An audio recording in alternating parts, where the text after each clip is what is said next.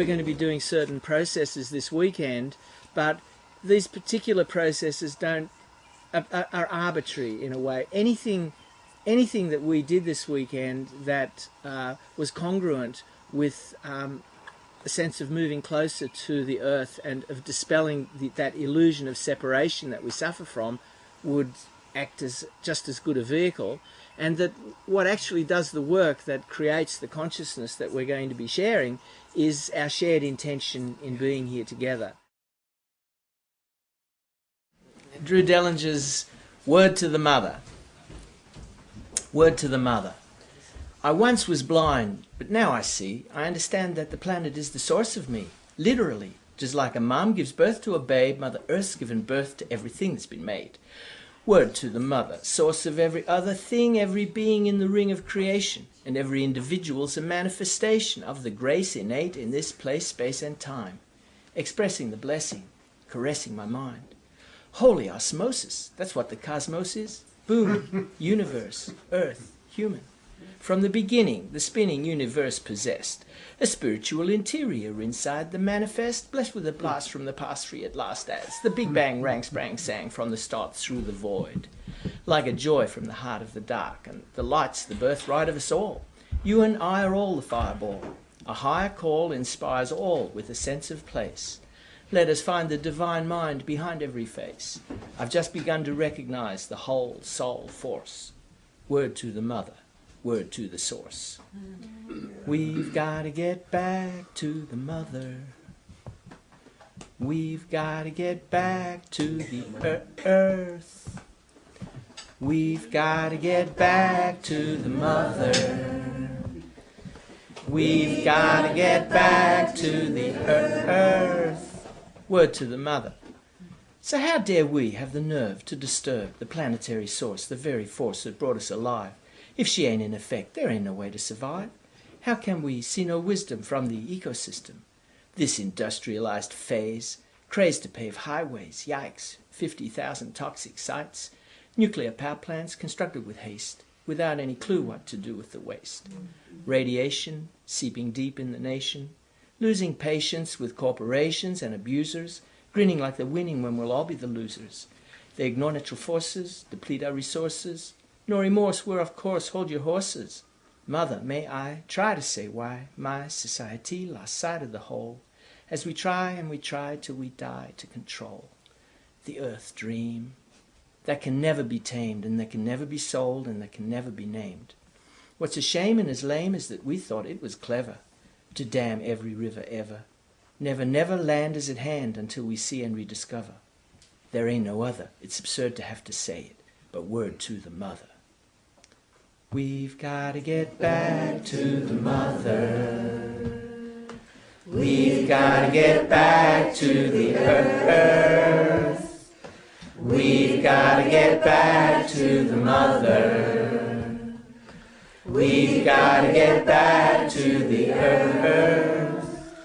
The story of the mother, as I reminisce, was enough to make this brother eco-feminist. How can we limit the limitless exponential growth potential? Economy is secondary, Earth's essential. The mother exists in every wave on the sea, in every bird in the sky, in every leaf on the tree. Community, unity, you and me family, all of us children born of 4 billion years of the blood, sweat and tears of the earth. We need to let her be. Let her go.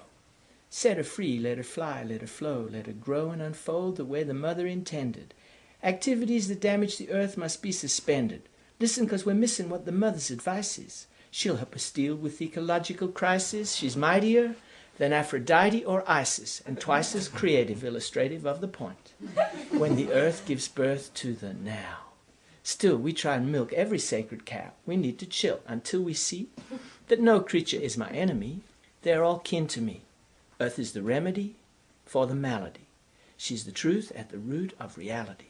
The elements of my bones are left over from the swirling stardust of a supernova. Made by the earth and the breath of the one, reigns in the veins, in the flames of the suns, in the heart. Each part contains the sum of the whole. Earth body, earth spirit, universe, soul. Word to the mother. You gotta love her. We've gotta get back to the mother. We've got to get back to the earth. We've got to get back to the mother. We've got to get back to the earth. Yeah. Woo.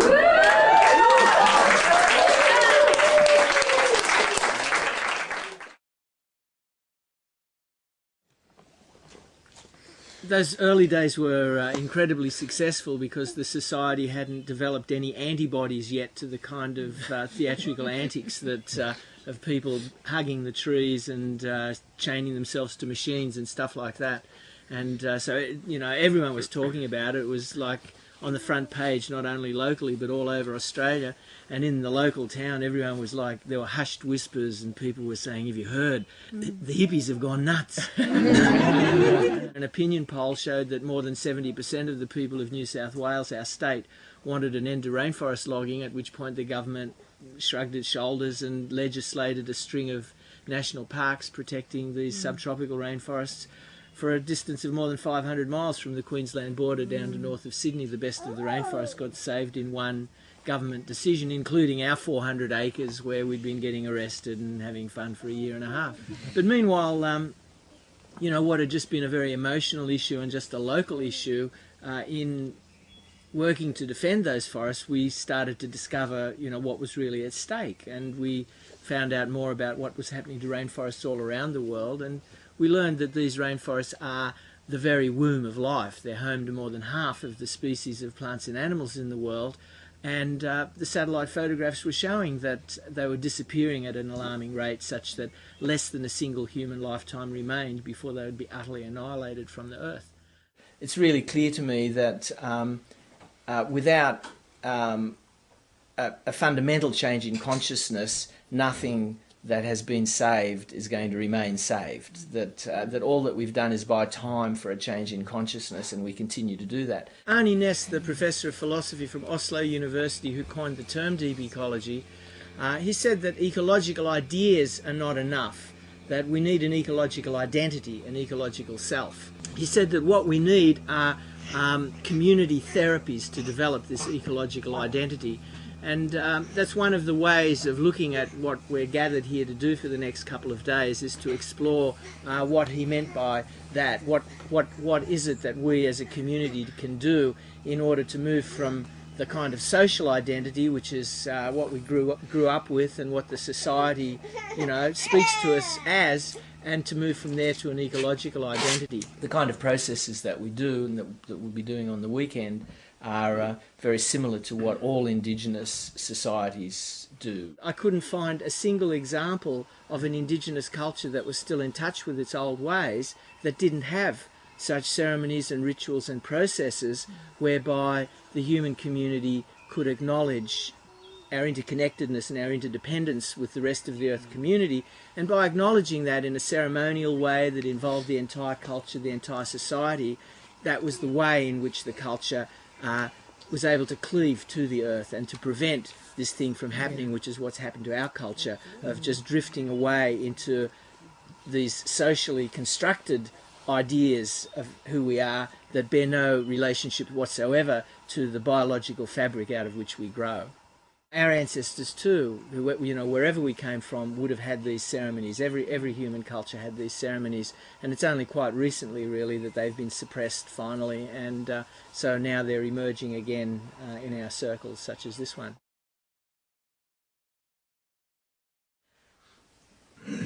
I've recently discovered a poem by my favourite poet, which is one of the earliest expressions of disgust with anthropocentrism or distaste with anthropocentrism. It was written by Robinson Jeffers, who is one of the ancestors of the deep ecology movement, and who wrote his best poetry as a young man in the 1920s. And this is a really interesting poem. It's amazingly prophetic, I'm sure you'll agree, to have been written 85 years ago.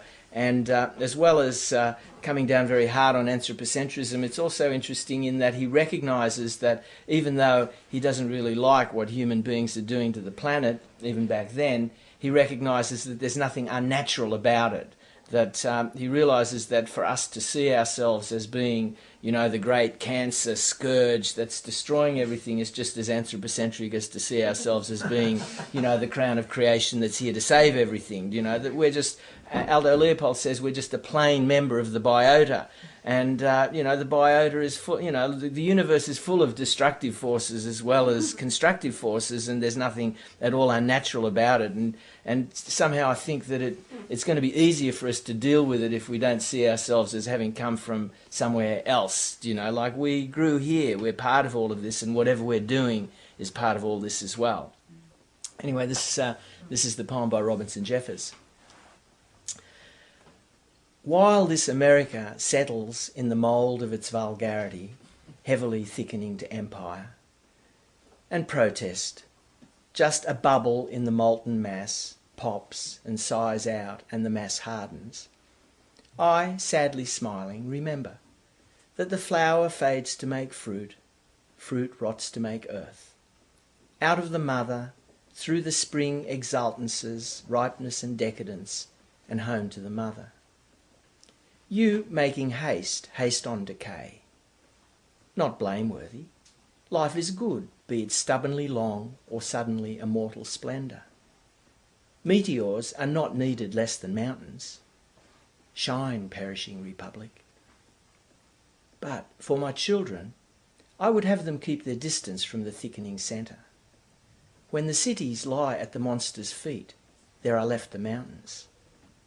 And boys, be in nothing so moderate as in love of man, a clever servant, insufferable master.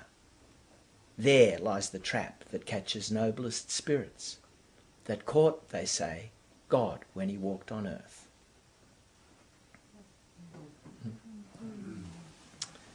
So Robinson Jeffers wrote some very beautiful poems about his love of nature, and but also he's had a very perceptive eye to see what was coming down. Lived in Big Sur and watched LA growing with mounting horror.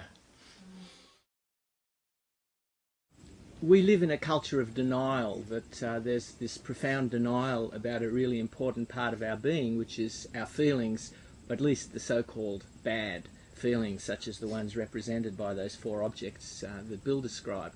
That there's a strong taboo against us sharing these feelings with each other, and sometimes even our best friends don't want to hear our deepest feelings about what we see happening to our world. If I went to a party and someone said, "How are you feeling?" and I said, "Well, as a matter of fact, I'm in deep despair about what's happening to the forest," then that person would instantly feel that I'd broken this taboo, because that's clearly not the correct answer. And they might respond by telling me it's not as bad as all that, or by asking me to lighten up, or offering me a joint, or maybe suggesting that I need some kind of treatment, because having broken this taboo, feeling in public is a sign of some kind of personal pathology that requires, the brain police or correction or something like that. And if I was to take that advice and go and see a therapist, well, I could be lucky, especially, more and more there might be therapists that would be willing to honour those feelings that I've shared. But if I went to see a therapist and said, well, my problem is that as soon as the chainsaws start up, I hear the trees start to scream, they might want to talk to me about my childhood or something like that, that everyone wants to change the subject, because for someone to feel openly is to threaten everybody's defence mechanisms. And there are a number of consequences of this which I like to talk about. The first of those is that these feelings that we have, unlike so much about our lives, these feelings are not socially constructed. These feelings precede our socialization, both on a personal level, that babies feel things in a very, very profound way, and it takes a long time before they're in a position that they can be socialized, and most parents are just waiting for the day that they can suppress their child's feelings, because the child's feelings bring up those feelings in the parents that were themselves suppressed. And if we were fortunate enough to have had parents that didn't do that, then very quickly after we get to school we learn that it's not safe to wear our heart on our sleeve, and just for us to have survived this long each of us has obviously learned very successfully how to suppress our feelings and how to make our way through the world according to the rules of the world, or we couldn't have survived this long if we hadn't been able to do that. So it's very important that we learned how to do that, but there was a price to pay for doing that. And the first part of that price is that these feelings are a really important part of our intelligence. That the thing about mammals is, one way of seeing the huge success that mammals have had in the last 100 million years or so is the accuracy of their feelings. That every single one of us had pre-human ancestors and human ancestors that were intelligent enough that without exception every single one of them in every generation reached the age of being able to reproduce itself before it was consumed.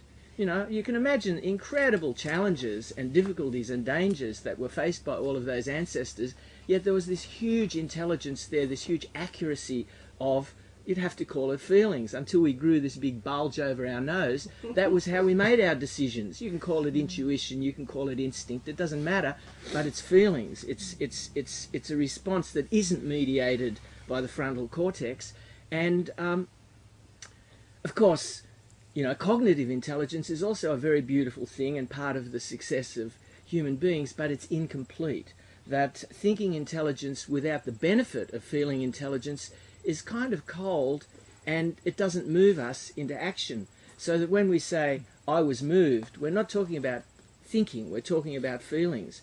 And Joanna says that one of the reasons why we're all so paralyzed and why we can see these incredible dangers and things happening to our world, but we're not moved to respond in any creative way, in any effective way, is because our feelings have been damaged and our feelings have been suppressed and we're out of touch with them. And a huge and vitally important part of our survival intelligence is not coming into play. We're not allowing it to come into play because of this socialization process that's taken place. So that's the first cost. The cost is intelligence, that we've become stupid. You know, we're allowing our world to be destroyed and we don't know what to do about it. We feel helpless, we feel hopeless, we feel paralyzed. The second important price that we pay is in terms of energy, that because these feelings are hardwired in us, they're not something that we've learned, and because they're an important part of our survival mechanism, a part of the reason why our ancestors were able to successfully reproduce themselves and pass the flame forward to the point where we now hold that flame, is because these feelings come up with a very powerful energy, and they're knocking at our door saying, listen to me, I've got something really important to tell you. And we're pushing back with an equal and opposite force saying, look, I'm sorry, it's too dangerous, or this is taboo, or you know, I'll get killed if I do this. And so the feelings are pushing up, we're pushing back, and a huge part of our life force is tied up in this useless and fruitless struggle of trying to prevent this instinctive, intuitive feelings from informing us and informing our decisions and informing our lives. And so that the result of that loss of energy is what we experience as helplessness, as what can one person do anyway, as you know, it's all too late, and all of these kind of feelings which might seem to be just like a rational response to what's going on, but as we'll find out after this circle, are just the result of the suppression of those feelings. So that when we allow those feelings, when we create a container, as we're about to do now in the Truth Mandala, that invites those feelings to speak up, not as some kind of, you know, like hugely demonstrative emoting. I mean, everything's welcome in the Truth Mandala, but this can be done in a very quiet way, or it can be done in a noisy way. Some of us haven't cried since we were children. Some of us, our tears come easily. It's the truth that we're after. It's authenticity that we're after. That when we do this, the energy of the feelings becomes available to us, and the energy that's been pushing the feelings down becomes available to us, and we experience this as empowerment. That when Jonah spoke about despair and empowerment, it wasn't like first we do the despair exercise and then we do the empowerment exercise. All we have to do is the despair exercise, and the empowerment is what remains when we've done that. We don't have to create the empowerment. The empowerment's what's been squashed underneath the despair, the unacknowledged despair, the obvious despair of any mammal that's faced with the kind of world that this mammal is faced with and that it doesn't have an opportunity to experience. The other thing about these feelings is that they were an important component not only of the survival of the individual, because individuals never were the unit of survival. No individual can survive. It's the family, it's the tribe, it's the community that survives. And so I imagine this, ancestor of mine 2 million years ago that was wandering through the jungle and saw some huge threat approaching, and had the choice that they could either climb up a tree and save themselves, or they could run back to the community and warn everybody, even at personal risk to themselves. And the ones that ran back to warn the community were the ones, generally speaking, who left their genes in the gene pool that we inherited, because that individual who climbed the tree but lost the community was less likely to survive than the individual that warned the community. So I see this as that these feelings are not here just to inform us as individuals, but to inform our people. And so part of this process, and I think the most important part of this process, is listening to each other and listening to each other's feelings.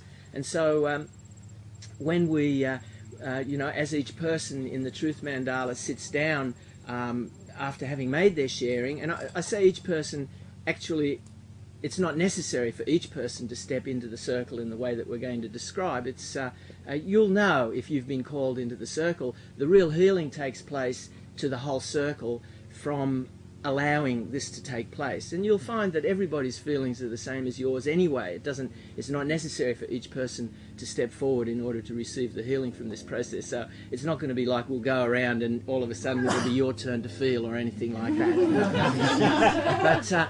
But as each person sits down, we have to let the person know, and we have to let the feelings know that they've been heard. And so we all say, yes, we hear you, very boisterously, and then the feelings are satisfied. The feelings aren't there to kind of bum us out and to make our lives miserable. They're there because they've got something very important to tell us, something very important to tell our people. And when the feelings know they've been heard by ourselves and by our family, by our community, then the feelings can subside because their job is done. And so that's the nature of this process. So before we break into 3 groups to do the Truth Mandala, I'd like to share a couple of pertinent sayings of 2 people who've said something that really speaks to these issues that we're talking about. The first is Thich Nhat Hanh, a Buddhist teacher alive today, who once said that the most important thing that we can do is to hear inside ourselves the sounds of the earth crying. The most important thing that we can do. And the first thing about this is it acknowledges that those sounds of crying that we hear inside ourselves aren't necessarily just our own personal biographical story. Oh, maybe it's not just because my mother weaned me too early or something like that. Do you mean that could be the earth that I hear crying inside me? So that's incredibly revolutionary according to the stories that I heard as I was growing up. No one told me that. I was always left with the feeling that this was something unique and personal and something just about me. And then the second thing was that this is such an important thing to do, is to hear these cries. And I take it that the reason he would say that is because it's only to the extent that we're prepared to hear those cries that we can be effective in addressing them in any way. That if we, for whatever reason, are unwilling to hear the cries of the earth, then we're sidelined as far as actually doing anything about it. And in a similar vein, an ancient Buddhist teacher called Shantideva, who lived, I think, in the 8th century, is remembered, amongst other things, for a prayer. And Shantideva's prayer was, "May all sorrows ripen in me." So once again, very similar. It suggests that we're not restricted to our own personal sorrows. We're big enough to be able to contain sorrows that aren't necessarily mine, sorrows that I can choose. And sometimes we think about meditation as being a quest for happiness, and that we think that, maybe we think Shantideva's prayer might have been, "May all sorrows stay 1,000,000 miles away," but it wasn't. His prayer was, "May all sorrows ripen in me."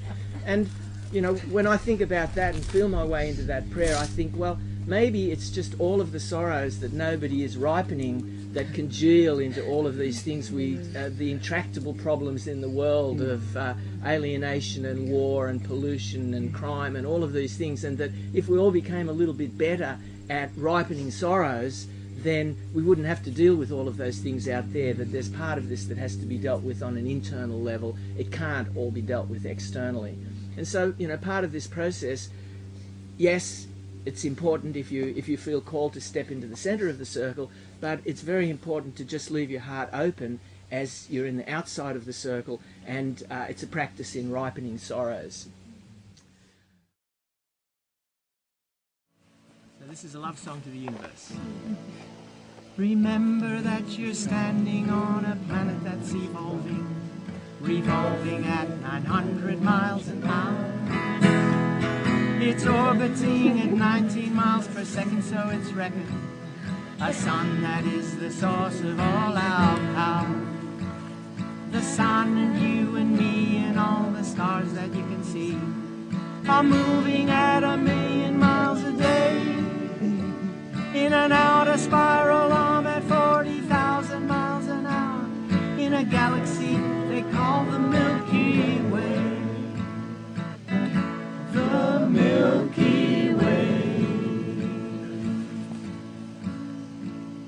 Our galaxy contains 200 billion stars.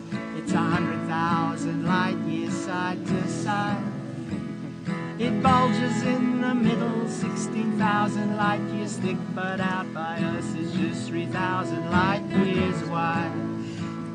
We're 30,000 light years from galactic central points.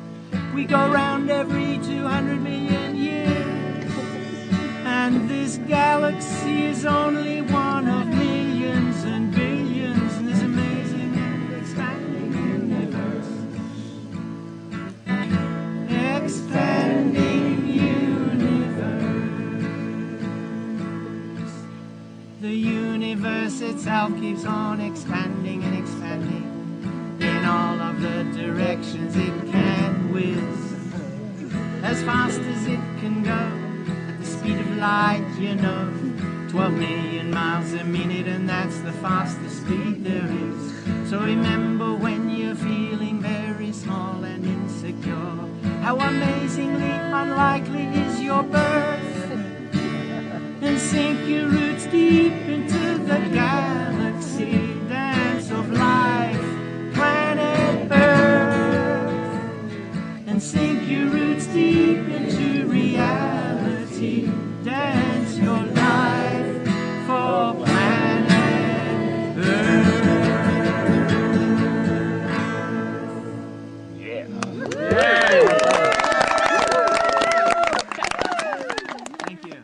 Thank you.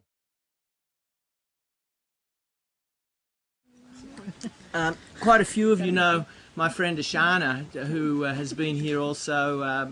I think we facilitated a workshop together here. Yeah. And she did her PhD on ecological identity, a psychology PhD, and as part of that she travelled around doing councils of all beings and other deep ecology workshops with me, and she developed a questionnaire to ascertain whether the sense of expanded ecological identity and the sense of expanded sense of community and love for each other that inevitably happens in these circles when people come together with a shared intention to heal our illusion of separation from the earth. She wanted to see whether she could actually find a way of studying that. We did workshops in Australia, North America and Russia back in the late 90s, or mid-90s I think it was, where before the workshop, after the workshop and 3-month follow-up she tested these things, and as you might imagine there was a huge shift in ecological identity and sense of community that took place over a weekend. But the sad news is that 3 months later it had entirely disappeared, except for those people who practiced at keeping it together. So this isn't something that you get to keep unless you do something about it. And at first I was really disappointed because I was still thinking in terms of a community therapy, and this can't be a very good therapy if it disappears in 3 months, you know.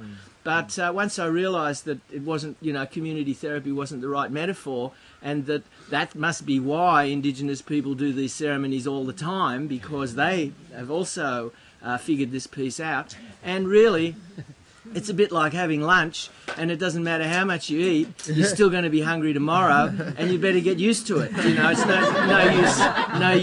no use regretting that, but it's important to know it and to sort of script it in.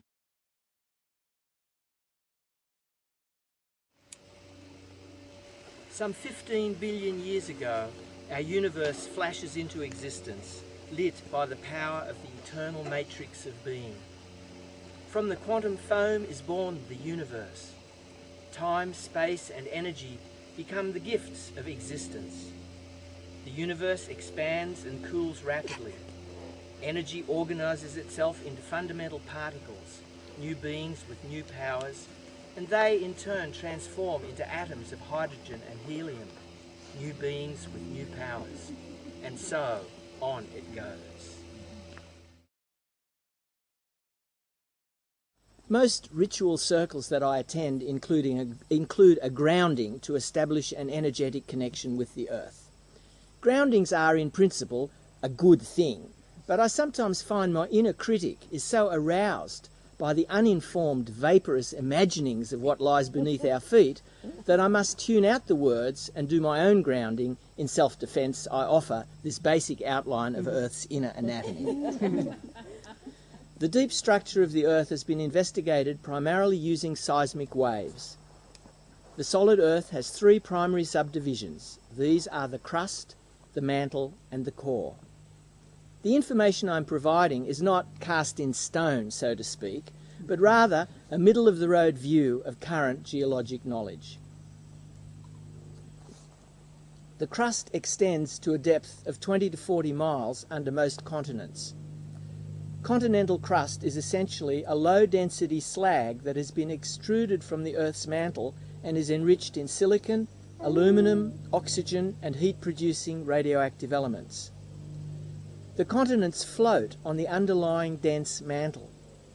The oldest portions of the continents have deep keels that extend down to depths of 150 to 250 miles and which have persisted for over 1 billion years.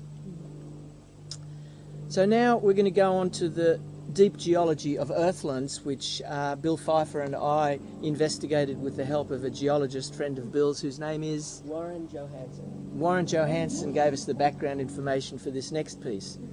The history of the land, because this particular process is the same wherever you do it, anywhere on Earth, except for the top 50 miles. The top 50 miles changes wherever you go, and so this is the Earthland's top 50 miles. The history of the land we are standing on is as old as the stars, but to make the story a little shorter, we'll start from 600 million years ago. It was at this time that only 2 great continents inhabited Mother Earth, or should we say Mother Ocean. These 2 great continents started to move towards one another very slowly but with tremendous intent. Quite remarkably, central New England, of which Petersham is close to the centre, lies on the very southern edge of the northern continent named Laurentia. Laurentia is composed of what is now North America and Asia. To the south lay Gondwana, of which present-day South America, Africa and Australia were born. It took 200 to 250 million years for these 2 huge continents, Gondwana and Laurentia, to form a mighty embrace. It was here on the northeast coast of what we call the US that the collision of ancestral North America and fragments of ancestral Europe formed Pangaea, a supercontinent that included almost all of Earth's present-day continents. The pressure of the passionate volcanic embrace of Gondwana and Laurentia created mountains laden with granite as high as the Himalayas along the suture line where the continents collided. 50 million years later, Pangaea started to break up and move on. Today we are standing on the roots of those mountains, volcanic and igneous rocks 700 million years or more old that were once part of Europe. We are close to the suture. These mountains have eroded to form the present topography, and part of them is the coast of West Africa. What a love story. The part of Pangaea that became eastern North America is what is called the Alleghenian orogeny. The Boston area was then a small sedimentary basin with the ancestral Appalachian Mountains. The coal beds that accumulated in that basin have now been cooked into graphite. 225 million years ago, when the Atlantic Ocean began to open and present-day Europe was separated from North America, a fragment of Europe was left behind, land that geologists call Avalon. It includes all of eastern Massachusetts and Rhode Island. The basal portion of the mantle, about 200 kilometres thick, overlies the liquid metal of the outer core.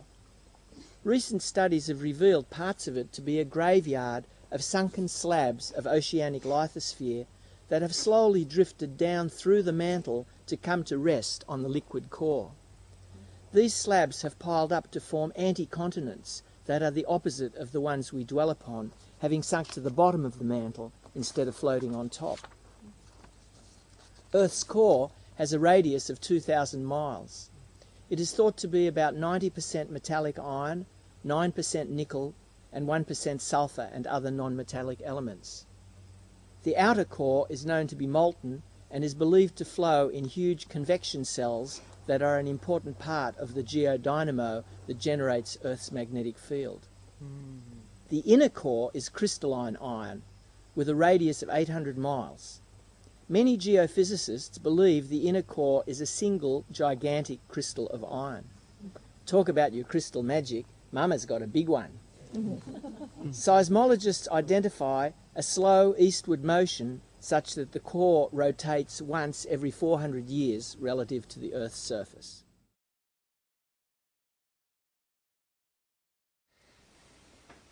The conference in Cincinnati was mainly very progressive Christians. A lot of them are nuns who are followers of Thomas Berry, who is one of the main people that's moving things forward as far as a new story that, he says that we've been let down by the old stories, and that also that the old stories won't take us very far any longer, because this is a time of primary revelation, that this is a time when the universe is revealing itself to us in new ways, and that the new story that he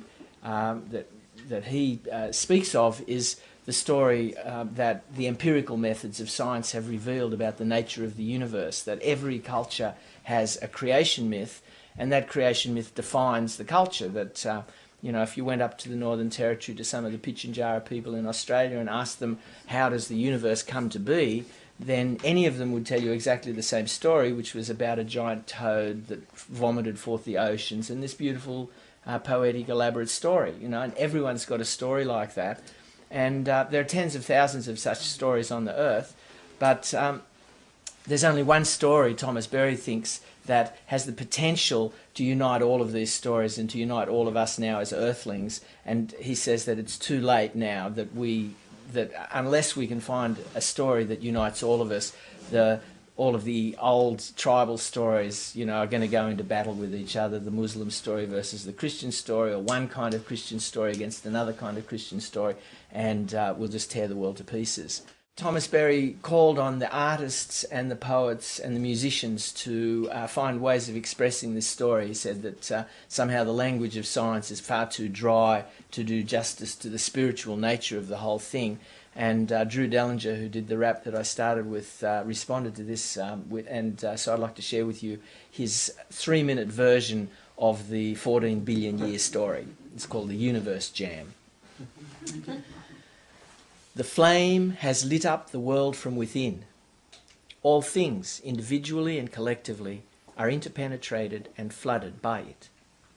You who mould the manifold so as to breathe your life into it, I pray to you. The first verse of the universe pours forth like a sea of mystery out of the void, unmanifest silence. Space-time comes into existence, unseen, shaping, swirling, unfurling. Hydrogen, helium, divine is revealed within galactic whirlpools as energy flows in. A star collapses, supernova explosion, a cloud of cosmic debris, drawn together by gravity, by the mystery of attraction, primordial bonding, universe action, stardust swirling, swarming gases, organizing and forming masses. See, the sun is the one that spun the 9 others, gave birth to Mother Earth and her sisters and brothers, Mercury, Venus, Mars and Jupiter, Saturn, Uranus, Neptune and Pluto. Everyone is the sun. The sun is the one, everyone. Everybody better wake up. But the earth gave birth to continents and oceans, shaping and shaking in waves of emotion, crashes of lightning bombarding and striking, exposing the globe as it glows like a strobe, and setting the stage for the first cell of life. So simple, so basic, so primal that I place it at the top of the chain from which all life sprang. More forms adorn the earth as they bring diversity dispersing the song of creation. Ring in the dawn, sing along in celebration. I just want to celebrate, celebrate life. I just want to celebrate, celebrate earth. I just want to celebrate, celebrate the cosmos. I just want to celebrate.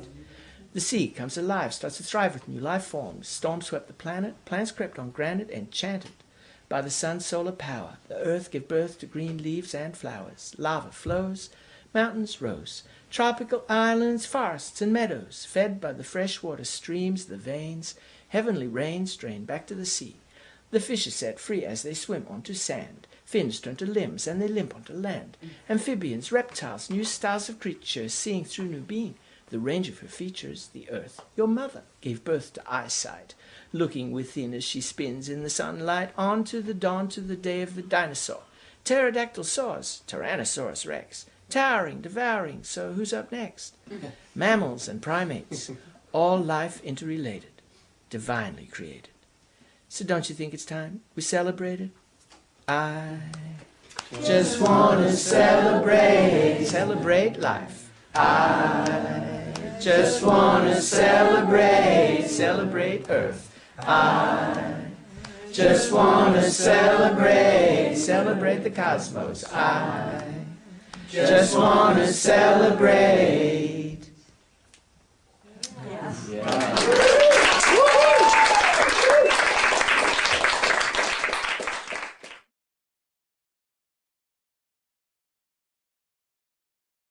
When we eat, we can, like just before you begin to eat, just look at the food and think about, visualize the plant that the food has come from, or if it's meat, visualize the plant that was eaten by the animal that the food has come from, and just get it into your head that this definitely came from the earth. Like, you can't find any food at all that didn't come from the earth.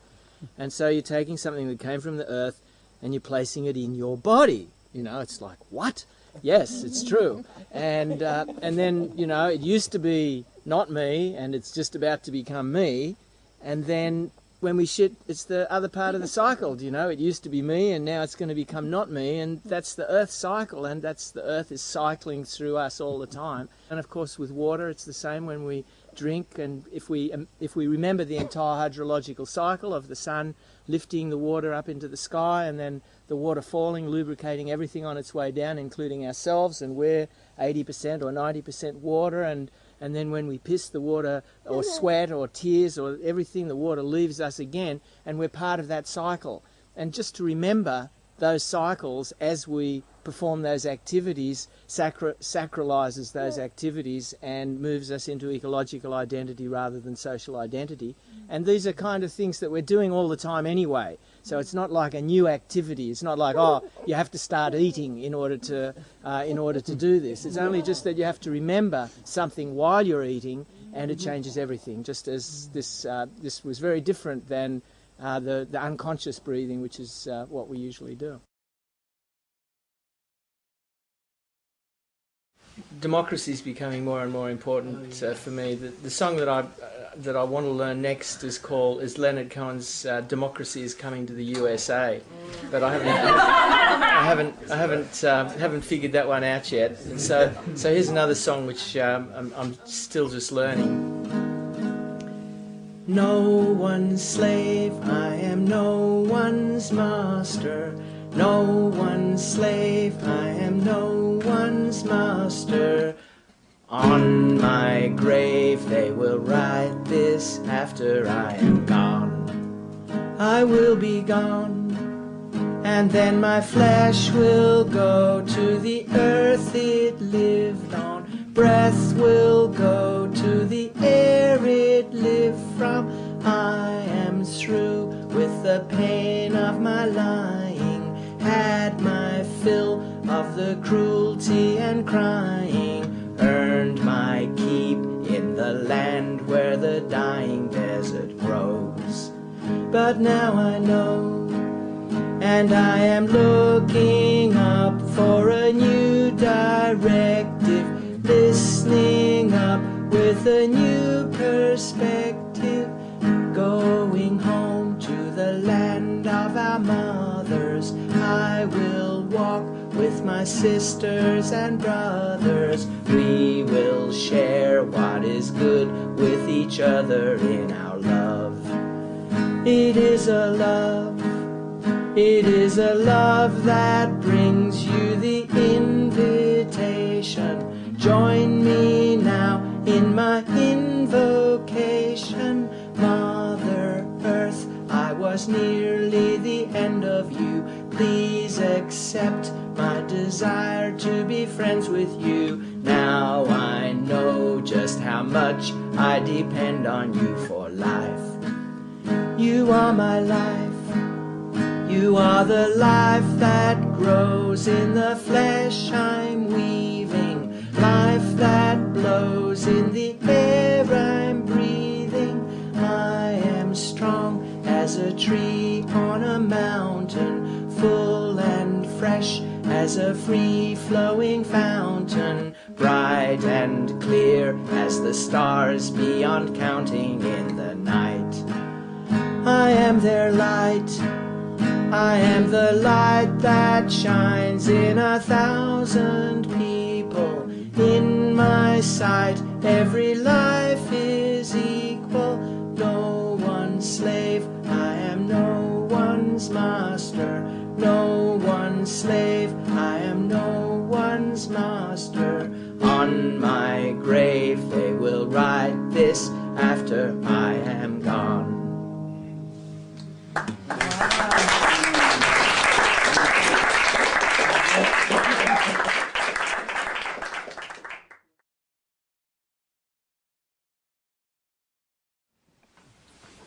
Mountains. A moment's earth waves rising and hollowing. The earth too's ephemeral. The stars. Short-lived as grass, the stars spin in the nebulae and dry in their summer. They spiral blind up space, scattered black seeds of a future. Nothing lives long. The whole sky's recurrences tick the seconds of the hours, of the ages, of the gulf before birth, and the gulf after death is like dated. To labour 80 years in a notch of eternity is nothing too tiresome. Enormous repose after, enormous repose before, the flash of activity. Surely you never have dreamed the incredible depths were prologue and epilogue merely to the surface play in the sun, the instant of life, what is called life. I fancy that silence is the thing. This noise, a found word for it. Interjection, a jump of the breath at that silence. Stars burn, grass grows, men breathe. As a man finding treasure says, "Ah," but the treasure's the essence. Before the man spoke, it was there. And after he has spoken, he gathers it. Inexhaustible treasure.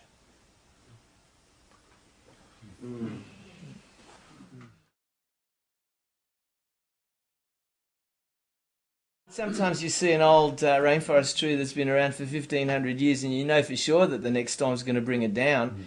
But come spring, what does it do? It just buds and shoots and new leaves. Do you know what I mean? It's like, regardless of whether or not we're going to succeed in preserving the Cenozoic era and this epoch, I feel like it's in our nature to You know, just because we're going to die doesn't mean that we can't enjoy being alive, and just because we're going to become extinct sometime or other, I mean, everything becomes extinct eventually.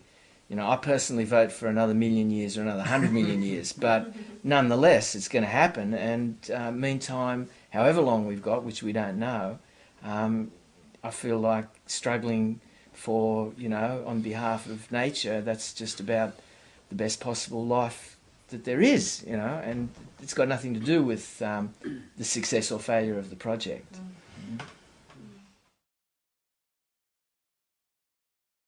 Just in honour of those olden times, this is a song that we first sang to the loggers at Terania Creek in 1979. It was written for them.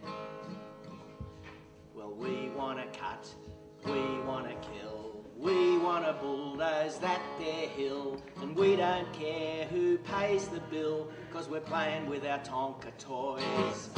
Well, I'll cut a snig track and you block the creek, and he'll cut the trees where the slope's too steep.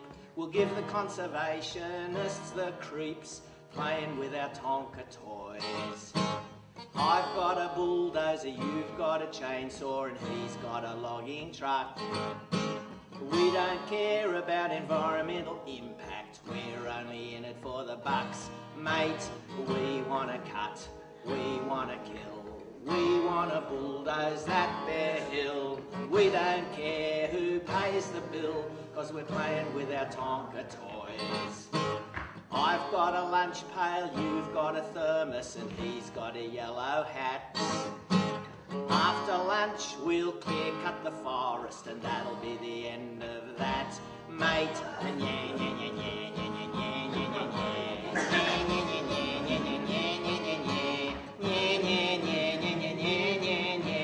playing with our Tonka toys. We're all playing with our Tonka toys, just like little Australian boys, making lots of lovely noise. Timber, playing with our Tonka toys. Well, we're so tough, we're so proud, but we got stopped by a hippie crowd. The magistrate says we're not allowed to play with our Tonka toys. But we want to cut, we want to kill, we want to bulldoze that there hill, and we don't care who pays the bill, 'cause we're playing with our Tonka. Gotta have a honker, playing with our Tonka toys.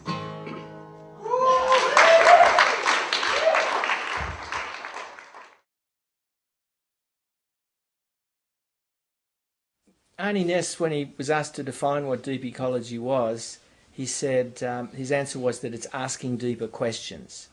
So, you know, that was kind of unsatisfying as an answer in some ways, but it was like he refused to give an answer, except the answer is stick with the question and take it deeper. You know, that whatever answer you might come up with, don't be satisfied with that, go deeper with the question. That was his answer to the question, what is deep ecology? And so, you know, the best answer that I can give to what you're saying is, good question. You know, like, and that if we ask ourselves that question very, very seriously, you know, and don't be satisfied with whatever answers come to us ever, you know, but just stick with that question, then I think we're on the right track. Yeah.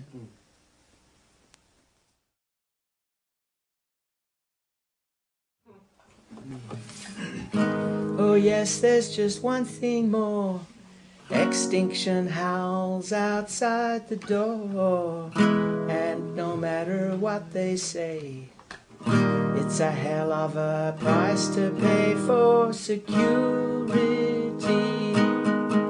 And when you see species tumbling down, ask yourself what's real, estate agent or gene pool. Blade poised at Earth Mother's throat, a nuclear umbrella shields my soul.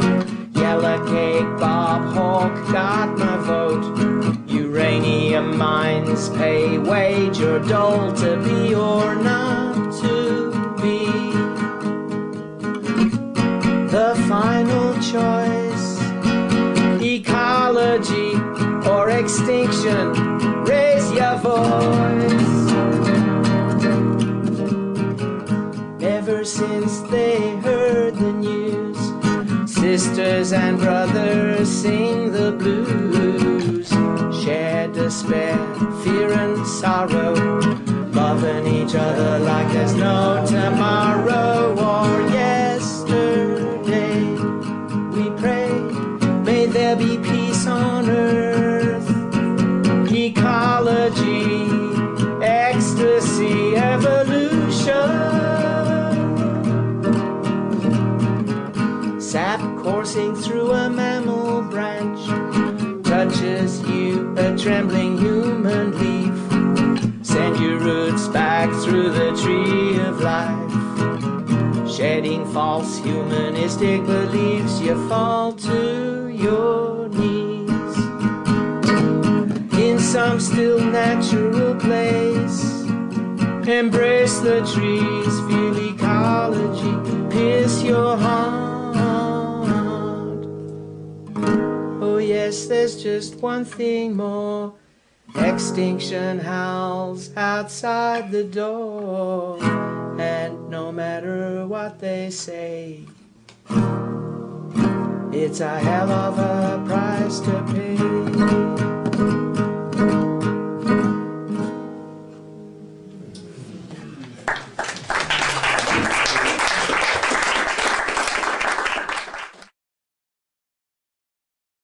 The reason it'll change is because we, go back out into the world beaming, and everyone's thinking, oh, I wonder what they've been doing. I think I'll have what they're having, something like that.